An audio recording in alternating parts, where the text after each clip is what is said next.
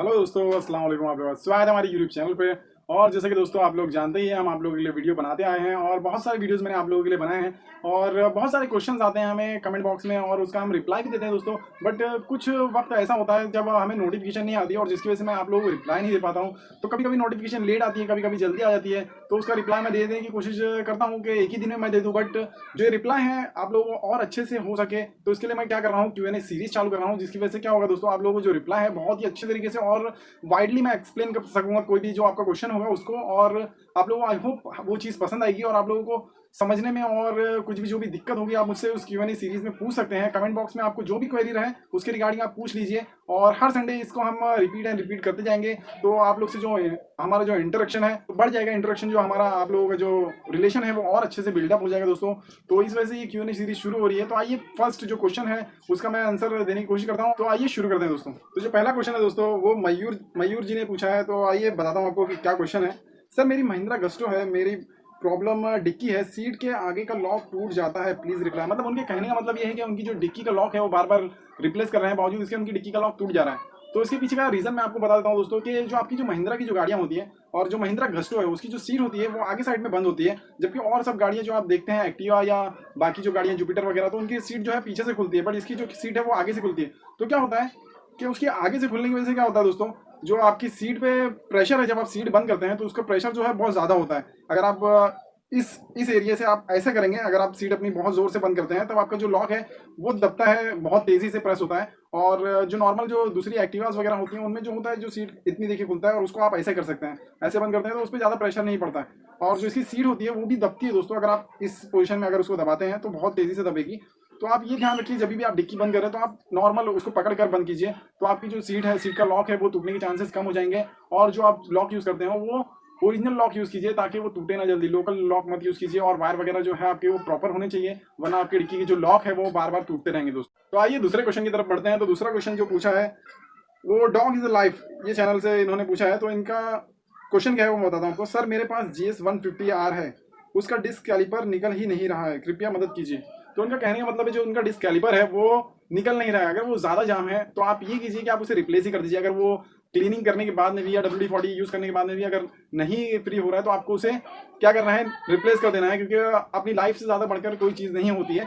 तो आप छोटे से कुछ पैसों को बचाने के चक्कर में आप अपनी लाइफ को रिस्क में नहीं डाल सकते, क्योंकि वो टायर होते हैं, टायर अगर आपके जाम हो जाएंगे तो आप गिर सकते हैं, आपका एक्सीडेंट हो सकता है। तो आप इस चीज़ का ध्यान रखिए। आइए तीसरे क्वेश्चन को देखते हैं। आई होप इनको समझ में आ गया होगा। तो तीसरे क्वेश्चन की तरफ जो तीसरा क्वेश्चन कर रही है वो अंजलि रेड्डी कर रही है। वो कह रही है कि उनकी जो गाड़ी है वो बार बार गैराज में जाती है, फिर भी उसके बावजूद भी उनकी गाड़ी ठीक नहीं हो पा रही है। और उन्हें मसला क्या है, उनकी जो गाड़ी में दिक्कत है वो है उनके जो सेल्फ है वो काम नहीं कर रहा है, साथ ही साथ वो किक जो यूज़ कर रही है तो उनकी किक भी बराबर से काम नहीं कर रही है। तो इन्हें क्या करना चाहिए, फर्स्ट ऑफ ऑल इनकी जो बैटरी है वो चेक कराना चाहिए। अगर इनकी गाड़ी जो है पुरानी हो गई है, 2-3 साल पुरानी है, तो उनको पहले अपनी बैटरी चेक करनी चाहिए। अगर वो बराबर है तो उनको फिर इलेक्ट्रिकल जो वायरिंग सिस्टम है उसको चेक कर लेना चाहिए। अगर वो भी ठीक है तो उसको इनको प्लग वगैरह सबसे पहले तो प्लग चेक करना चाहिए, उसके बाद में बैटरी चेक कर लें, बैटरी चेक करने के बाद में वायरिंग वगैरह चेक कर लें। तो कुछ भी ऐसी कुछ इलेक्ट्रिकल जो भी फॉल्ट है वो फाइंड आउट हो जाएगा आपको, तो आपको जो प्रॉब्लम है वो सॉल्व आउट हो जाएगा। चौथा क्वेश्चन है जो प्रेम सिंह जी पूछ रहे हैं कि उनकी एक 3G एक्टिवा है जिसमें ये दिक्कत आ रही है कि उनकी गाड़ी वॉबल हो रही है। तो वॉबलिंग की जो प्रॉब्लम है वो पहले आप समझ लीजिए कि क्यों आती है। अगर आपके टायर घस गए रहेंगे तभी भी आपकी गाड़ी में वॉबल का प्रॉब्लम होगा। अगर आपने प्रॉपर तरीके से मतलब अपनी गाड़ी को मेंटेन नहीं रखे, उसकी जो बोल्ट्स वगैरह है वो टाइट नहीं रखे, इंजन वगैरह के फाउंडेशन बुश वगैरह आपके टाइट नहीं है, तो भी आपकी गाड़ी वॉबल करेगी। आपकी जो आगे के लिंक बुश वगैरह है वो प्रॉपर नहीं है तो भी आपकी गाड़ी वॉबलिंग करेगी। तो आपको इस चीज़ का ध्यान रखना है कि आपकी जो नट वगैरह है, बोल्ट वगैरह है, सब टाइट हो, प्रॉपर तरीके से इंजन की फाउंडेशन बुश टाइट हो, आपकी जो आगे की लिंक बुश है वो प्रॉपर तरीके से टाइट हो, आपकी जो आगे का टायर है वो घसा ना हो, वो उसमें जो लाइनिंग है उसकी प्रॉपर होनी चाहिए, या आपकी गाड़ी किसी गड्ढे में ना गई हो। ज़्यादा अगर बड़े गड्ढे में आपकी गाड़ी जाती है तभी भी आपकी गाड़ी का अलाइनमेंट चेंज हो जाता है और आपकी गाड़ी वॉबल करती है। और आपने अगर न्यू टायर डाला है तो इस चीज़ का ध्यान रखिए, जो भी आप टायर यूज़ करते हैं तो आप जो पीछे वाला टायर है उसको जो नंबर का टायर आता है वही लगाएं, दूसरा आप टायर ना यूज़ करें। अगर आप आगे का टायर पीछे लगाते हैं, पीछे का टायर आगे लगाते हैं, तभी भी ये दिक्कत होगी, आपकी वॉबलिंग गाड़ी देगी। तो आप इस चीज़ का ध्यान रखें। और आपके जो स्टीयरिंग के बोर्ड होते हैं उसको भी आप चेक कर लीजिए एक बार, आप डबल स्टैंड लगाकर उसके हैंडल को आप प्रॉपर से चेक कर लीजिए कि आपके जो हैंडल है प्रॉपर है, फ्री रहे। अगर आपकी गाड़ी का हैंडल फ्री नहीं रहेगा तभी भी ऐसा दिक्कत देगी। तो इस चीज़ का ध्यान रखिए। आई होप आपको ये आंसर पसंद आएगा। और आपको कोई भी दिक्कत हो तो आप मुझसे कमेंट बॉक्स में पूछ सकते हैं। तो हमारा जो अगला क्वेश्चन है वो निसार अहमद ने पूछा है। वो क्या पूछ रहे हैं कि उनकी एक गाड़ी है जिसमें उन्होंने मैकेनिक से काम करवाया था, बट वो उनका जो सेटिस्फेक्शन है वो उनको उस तरह से मिला नहीं है और क्या क्या प्रॉब्लम उनको झेलनी पड़ी। तो आइए मैं बताता हूँ आपको। तो पहले तो उनकी गाड़ी रनिंग थी, मतलब उनके पास R15 या FZ जो भी गाड़ी हो, उनकी रनिंग गाड़ी थी। उन्होंने मैकेनिक के पास लेके गया और उन्होंने क्या कहा कि इंडिकेटर और इग्निशन स्विच जो होता है, जो आपका चाबी स्विच होता है, उसे उन्होंने कहा रिप्लेस करने के लिए, तो मैकेनिक ने वो कर दिया। उसके बाद में क्या हुआ कि उनकी जो गाड़ी है वो स्टार्ट ही नहीं हो रही थी, और स्टार्ट नहीं होने के कारण मैकेनिक ने क्या कहा कि उनका फ्यूल पंप खराब हो गया। अब उसने किस तरह से चेक किया ये पता नहीं, और उसने कह दिया कि उनका फ्यूल पंप खराब है, तो उसने ये चीज़ उन्होंने माना और उन्होंने चेंज कर दिया। उसके बाद में गाड़ी फिर भी स्टार्ट नहीं हुई, तो मैकेनिक ने क्या कहा, आरआर यूनिट उनका खराब है, मतलब चार्जर जो होता है वो उनका खराब है। तो उन्होंने कहीं ना कहीं से मैनेज करके उन्होंने वो भी लाके उसको दे दिया। फिर उसके बाद में मैकेनिक ने वो लगाने के बाद में फिर भी गाड़ी स्टार्ट नहीं हो रही, तो मैकेनिक ने क्या कहा कि उनका जो ईसीयू है, ईसीयू जिसको कहते हैं, तो वो खराब है। तो उन्होंने क्या किया, ओएलएक्स से वो भी लेकर आ गए। उसके बाद में भी वो लगाने के बाद में भी गाड़ी स्टार्ट हुई कि नहीं वो मुझे नहीं पता। अभी उन्होंने तो कहा है कि गाड़ी स्टार्ट हो गई, तो उन्हें ये चीज़ें फेस करनी पड़ी, ये सब चीज़ें थी जो उन्हें फेस करनी पड़ी। तो उनको एक एडवाइस मैं करना चाहूँगा कि आप ऐसे मैकेनिक के पास में जाइए जिसको नॉलेज हो, बाकायदा वो स्टेप बाय स्टेप चेक कर सके हर चीज़ को। तो उस मैकेनिक के पास में जाइए जिसके पास में एक्सपीरियंस हो और वो अच्छे से नॉलेज रखता हो। तो आप किसी मैकेनिक के पास में कुछ भी कोई सी भी गाड़ी आप लेकर जाएंगे तो आपको यही फेस करना पड़ेगा। तो हर किसी से मैं यही अपील करता हूँ कि अच्छे मैकेनिक के पास में जाइए। और सर्विस सेंटर वगैरह भी है तो आप उधर भी जा सकते हैं, बट आप लोकल मैकेनिक अगर देख रहे हैं तो आप ये देखिए कि उनके पास में वो गाड़ियाँ आती हैं कि नहीं आती। अगर नहीं आती तो आप उनके पास में ना जाइए। अगर बंदा एक्सपीरियंस है, आपको पता है कि हाँ वो कर लेगा, तभी आप जाइए।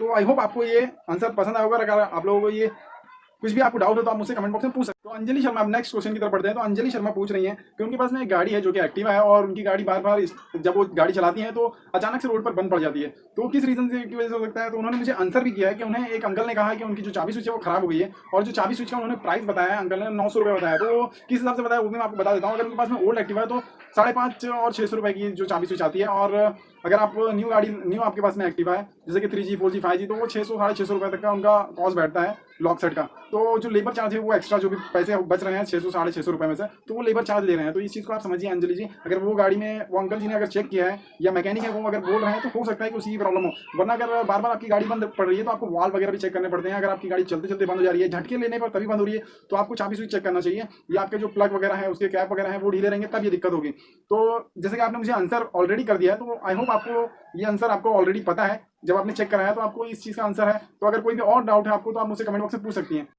तो बहुत बोरिंग सा देखो सेशन हो रहा है, तो थोड़ा मैं स्माइली करके आपको पढ़ने की कोशिश करता हूँ और बताने की कोशिश करता हूँ कि अगला जो क्वेश्चन आया वो एज अहमद कर रहे हैं मेस्ट्रो को लेकर के। मेस्ट्रो में उनकी एक गाड़ी में दिक्कत है।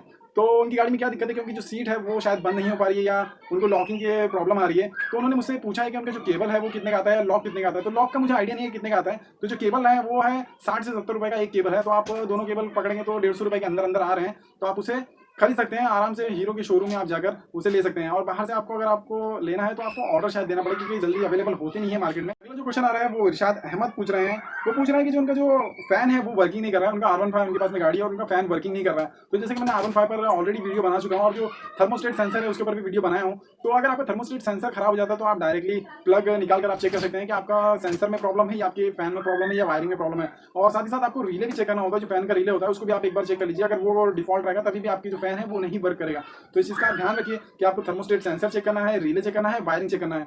अगर आपका फैन फिर भी नहीं चल रहा तो आप डायरेक्ट लगाकर फैन पर चेक कर लीजिए 12 वोल्ट देकर कि आपका फैन वर्क कर रहा है कि नहीं। तो आई होप वर्क करेगा वो। अगर कोई भी आपको डाउट हो तो आप मुझसे कमेंट बॉक्स में पूछ। तो अगला जो क्वेश्चन है वो वसीम अकरम पूछ रहे हैं हमसे। बहुत बार उन्होंने हमें कमेंट बॉक्स में पूछा है और बहुत सारे वीडियोस में उन्होंने पूछा है कि FI बाइक की वायरिंग के बारे में बताइए, और FZ की, खास तौर पर वो FZ की FI वायरिंग के बारे में पूछते हैं। तो उन्हें मैं एक चीज़ बता देना चाहता हूँ कि हमारे पास जो बाइक्स आती हैं तो मैं ऑलरेडी मेरे पास बहुत काम होता है, और FI बाइक जो है बहुत कम आती हैं। और FI बाइक अगर आएगी तो मैं ज़रूर उसके ऊपर वीडियो बनाने की कोशिश करूँगा और बनाकर देने की आप लोगों को ज़रूर कोशिश करूँगा। बहुत सारे मेरे सब्सक्राइबर हैं जो पूछते रहते हैं FI बाइक के बारे में बताइए। तो स्टेप बाय स्टेप अगर छोटी छोटी चीज़ें समझेंगे तो आपको बहुत आसानी से समझ में आएगा। जो कि अगली वीडियो कोई भी आएगी मेरे पास में FI बाइक अगर आती है तो मैं उस पर जरूर सेंसर वगैरह पे जरूर वीडियो बनाने की कोशिश करूंगा, और आप लोगों को आंसर देने की जरूर कोशिश करूंगा। आपके लिए FI बाइक जो है, खासतौर पर FI बाइक या FZ की बाइक जो है उसके ऊपर ही वीडियो बनाने की कोशिश करूंगा। और आमतौर पर ज़्यादातर मेरे पास एक्टिवा, पल्सर, बजाज, डिस्कवर यही सब गाड़ी आती है, और सर्विस में ज़्यादा गाड़ी आती है। तो इस वजह से टाइम नहीं होता। और कोरोना का जो आप देख रहे हैं काल ये चालू ही है, तो इसमें गाड़ियाँ ज़्यादा नहीं आ रही हैं, कमी गाड़ियाँ आ रही हैं। तो आप मैनेज कीजिए। अगर आपको कोई भी डाउट हो या दिक्कत हो आपको वायरिंग में तो आप मुझसे पूछ सकते हैं। FI के रिगार्डिंग FZ में कोई दिक्कत हो रही है, R15 में आपको कोई भी दिक्कत हो रही है, आप मुझसे डायरेक्टली कॉन्टैक्ट कर सकते हैं। मतलब व्हाट्सएप पे मैंने व्हाट्सएप नंबर ऑलरेडी सबको दे के रखा हुआ है। हर बार मैं कमेंट में देता रहता हूँ व्हाट्सएप नंबर। आपके पास में अगर व्हाट्सएप नंबर नहीं है तो मैं आपको फिर से रिपीट कर देता हूँ। 8767098743 नंबर है जिस पे आप व्हाट्सएप कीजिए और आपको आंसर में देने की कोशिश करूंगा। अगर आपको कोई भी दिक्कत है FI बाइक में रिलेटेड, और FZ या R15 या बाकी कोई भी गाड़ी हो तो उसके रिगार्डिंग मैं वीडियो आपको जरूर बना के दूंगा। तो आई होप आपको पसंद आया होगा वीडियो। और Q&A सीरीज में आपको कोई भी डाउट हो, कोई भी प्रॉब्लम हो तो आप मुझसे कमेंट बॉक्स में पूछिए। आई होप गाइस आप लोगों को वीडियो पसंद आया। अगर पसंद आया तो उसे लाइक कीजिए, शेयर कीजिए और सब्सक्राइब कीजिए हमारे चैनल को। साथ ही साथ बेल आइकन को दबाना ना भूलिए। थैंक्स फॉर वॉचिंग दोस्तों, मिलते हैं नेक्स्ट वीडियो में। तब तक के लिए अल्लाह हाफिज़, टेक केयर, गुड बाय। अपना और अपनी फैमिली का ख्याल रखिए, keep smile always, be happy.